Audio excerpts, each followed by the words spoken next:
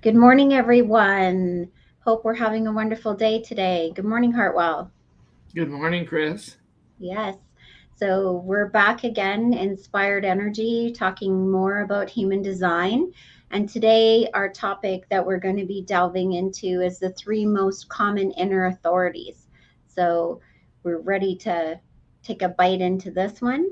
So, Hartwell, I've heard you use the term inner authority. And what exactly does that refer to?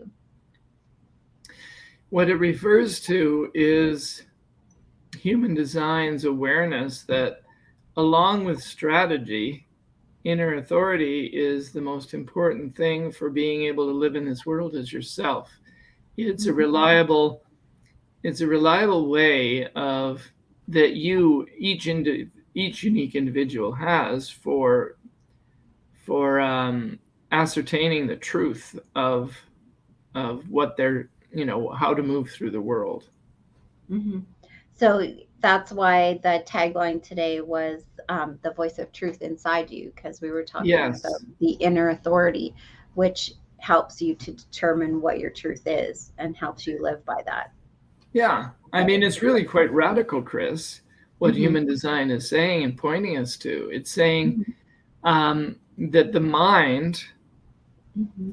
which rules the not self dialogue of the world and so much of our lives, is actually not useful for us to determine the truth about how to live in the world as ourselves. It, So, it's, it's a distraction. uh, so It like takes us monkey away mind. from our truth. That's why Right. they call it monkey mind. Yeah, Yeah. Well, yeah, wow. exactly. So, what is the benefit of having a personal authority? Like, what kinds of things does it help you with? It helps us live.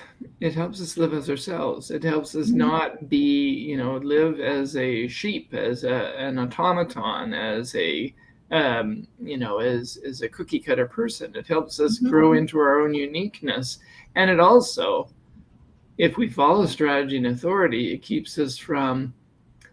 It helps us go into the successful very version of our life rather than the not self themes that we've probably brushed upon. The not self Right. theme for a generator is frustration, for Mhm. projector it's bitterness, for Mhm. a manifester it's anger, and for reflectors it's disappointment. So that helps us know when we're actually walking in our authority and when we're not, is by those not self themes. So when we Egg. feel frustrated, when we feel angry, those types of things, we Correct. know to look for something. Yes. Right. So, what are the three most common forms of inner authority that people have? The three most common are emotional authority, which arises from a defined solar plexus, sacral authority, and splenic authority. Can you tell us about the emotional authority? Yes, emotional authority Hmm. is emotional authority is the one we're talking about first, because Hmm. anybody with emotional definition is going to have emotional authority. It's the most advanced. So if all three of those centers were defined, it would still be emotional authority that was your inner authority. Hmm. So Okay. the wave, the solar plexus generates an emotional wave for everyone who has it defined. Hmm. There's this movement from being high in the wave, feeling good, and all sorts of emotions that we would label often as good. And there's the low point, which are all the emotions that we would label as bad. And Hmm. this wave flows through us unendingly for those who are defined, 53% of the world. Okay. Hmm. And so emotional authority means that you wait for emotional clarity. All right. Hmm. It's because the wave moves and it moves slowly, you need to understand that clarity, emotional clarity, is how you respond to the world. So then somebody who has the emotional authority is waiting to feel that emotion before they move. Is that what you mean? Or before they make a decision, or before they actually interact with somebody? Or is that what you Um, mean? Now, this is a good question because it leads us, to help us explore the truth about this. Mm-hmm. It's paradoxical because no, emotional authority doesn't mean you make decisions emotionally. Mm-hmm. It means the opposite, interestingly, because Oh. if you're feeling a strong emotional charge, Mm-hmm. then you cannot rely on that. Okay. Okay, so the emotional anybody who's emotionally defined cannot they can only know the truth over time. Mm-hmm. You've got to be willing to wait. You've got to be willing to be patient. So if you're in a very emotional state, that's not the time to make a decision. Okay. If you sleep, say, at least one night on important decisions, then you're going to go Mm-hmm. through the entirety of the wave, the up and the down, and you're going Mm-hmm. to come to this point that feels like a tranquility, a Mm-hmm. peacefulness after the fluctuation. And Mm-hmm. that is what emotional clarity feels like. Mm-hmm. So then you've gone through the whole gamut of emotions, and then you've settled on exactly what it is you need to do to make that decision. Right. Mhm. A Okay. kind of knowingness, a kind of peace. Mhm. And we gotta, it's very hard to even talk about this. At Mhm. least for me, it is. Uh-huh. I've got emotional authority, Mhm. but we live in a world that's dominated by the not self mind. To even to use words that don't bias our conversation from an intellectual standpoint is difficult. Right. Like if I use the word figure it out, that implies mental to most people, or at least Right. it does to me. And Mhm. this is not what the emotional authority is about. Right. That makes sense. So what happens when we don't listen to our authority? When we don't listen to it, then we end up having lives that are not in alignment with who we are. Mhm. We end up out of sync with ourselves. Mhm. Um, you know, it it creates the drama and the trauma of the world. We will often default to the not self mind or to the Right. authorities outside of us or Right. to people pleasing behaviors. So if we all start listening to our inner authority, we'd have a lot less drama and trauma in the world. That's what I hear Oh, you saying. yeah. Wouldn't that Yeah. be nice? And wouldn't that be nice? Wouldn't that be awesome? So Yeah, yeah, can you tell us a little bit about the sacral authority now?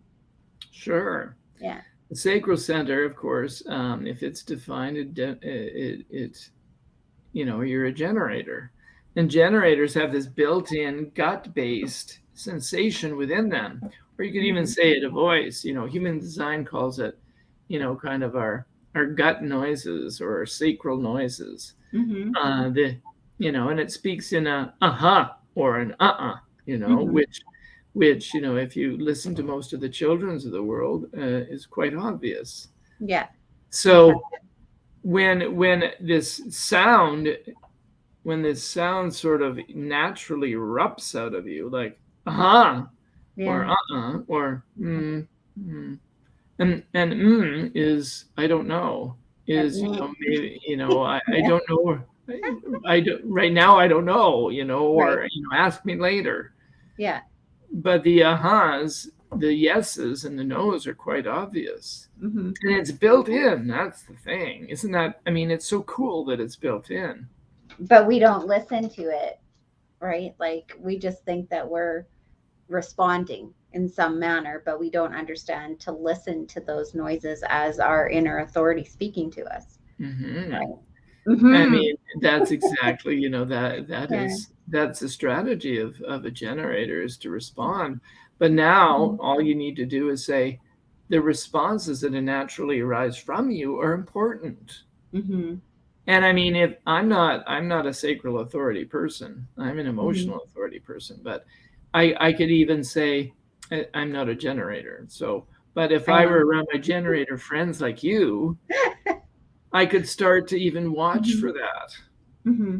I could even watch, start to watch for your subtle non-vocal responses to respond, that, when I'm in connection with you. And then Hmm. I might be able, in a sense, to be more respectful of the way you're operating as well. So this would be really helpful in like you could use it in families to understand your children better. So if your child was sacrally had sacral authority and they were going, mm-hmm, then you would know what their how to handle that situation better when you're dealing with them, right? Yeah. Yeah. Or if Mhm. your child uses a real strong or Yeah. you could be alert to those things. Right. And That's. even if you're an adult generator who is, in a sense, Hmm. an adult generator with sacral authority who is is no longer as aware of those sounds as you maybe once would have been, Right. you can reestablish that connection because Hmm. it's not gone. It's not It's gone. just awareness, right? You Mhm. know, it's just becoming aware that you're actually doing it instead of it being just a, involuntary response. Yeah, Yeah.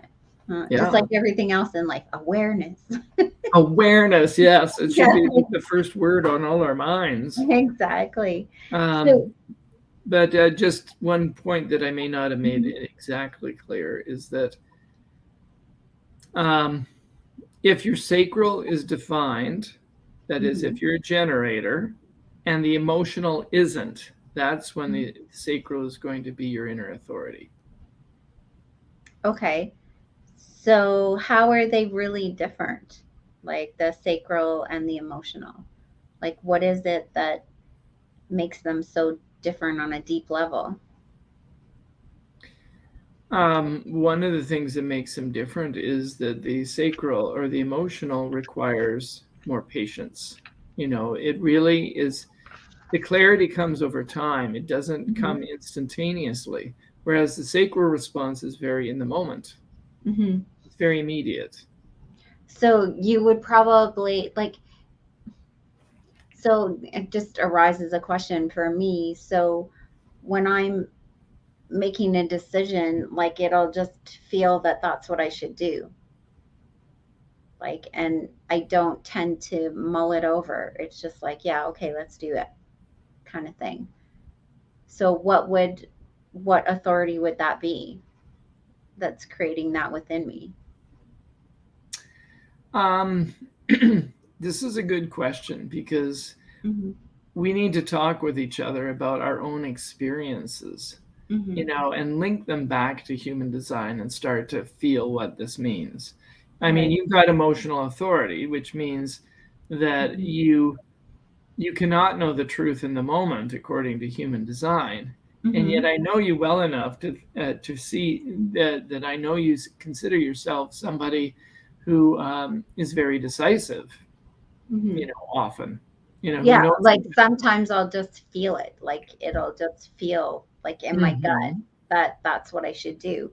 There are other times that I don't, but when it's very definite, then that's how I feel. Well, I would give you a couple of pointers.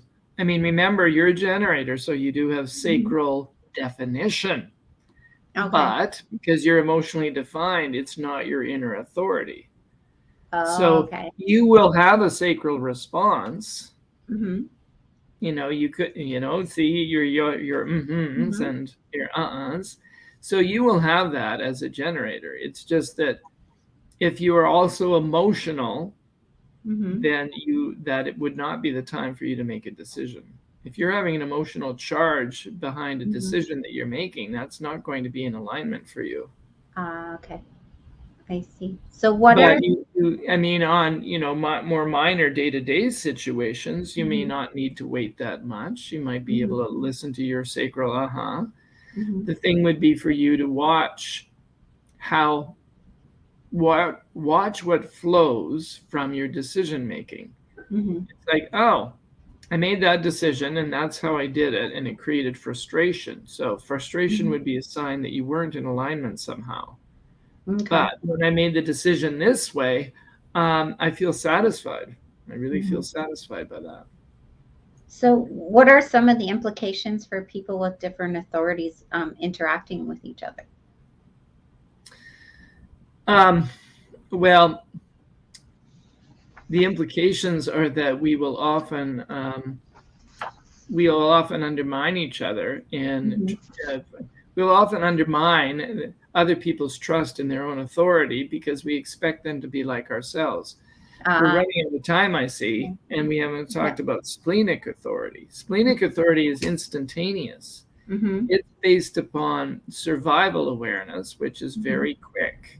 And it's a still small voice that operates, and you have to really pay attention to subtle physiological clues in order to be successfully follow splenic authority when you have it. Right. So say you're with a splenic authority person, they are going to be, if they don't make decisions quickly, they're not going to be in alignment with themselves. And so the emotionally defined person might see them as reckless or foolhardy or impulsive, risk taker, and put all these projections onto them. And they can only do it that way if they're going to be correct. And vice versa. A splenically defined person might dump a lot of projections onto the emotionally defined person and say, you're indecisive, you're wishy-washy, you're weak, you're so emotional. Yeah. And really, in a sense, invalidate for the emotionally defined person the way that works for them. Right. And we do this constantly. This is how we condition each other. Yeah, exactly. So wouldn't it be great if we had the understanding in the world that there's more than one way to be, and have some specific understandings about those ways of being, so that if we're with somebody very different from ourselves, we can still respect and love and honor them. Yeah, you do you, I'll do me kind of thing is what the attitude people have to adopt, right? Yeah, exactly. So is there any final words that you have to say about the inner authority before we tune out here? When I first met human design, and I've known about it for quite some time, it took a while for some of this material to sink in. But I would encourage everyone, to find out what your design is, what your strategy and inner authority are, and start to experiment with it. And you will start to find how it lands, and you will, what will start to grow in you is this sense of amazement and wonder about your own particular uniqueness. And, it really does honor and help you develop self-love. Yeah, I think what word comes to me is acceptance.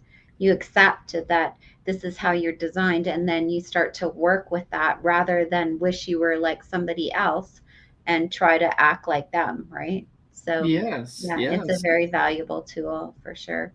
So thank you, Hartwell, for all of your information today, and we'll just let everybody know you can join us next Wednesday at 9 a.m. again. So next Wednesday, what our discussion will be is the relative strengths of human design and astrology. So that should be an interesting topic since you're a well-versed expert in both of them. I look forward to that conversation. And me too. Just watch, guys, for all the new and exciting things coming out. Hartwell is working on workshops and information to put out there, as well as he has a program now that when you have two people and you want to see how you relate together, it will overlay them. I'm not sure what it's called, Hartwell, but it really... the fancy word from astrology and human design is synastry, which is the study of relationships between people. Yeah. So if you're interested in doing that for yourself or for members of your family, or, even a business partnership, whatever, we can certainly do that. And you can give the store here a call and book an appointment with Hartwell. And for today, we love you. God bless. And we'll see you next Wednesday. Bye.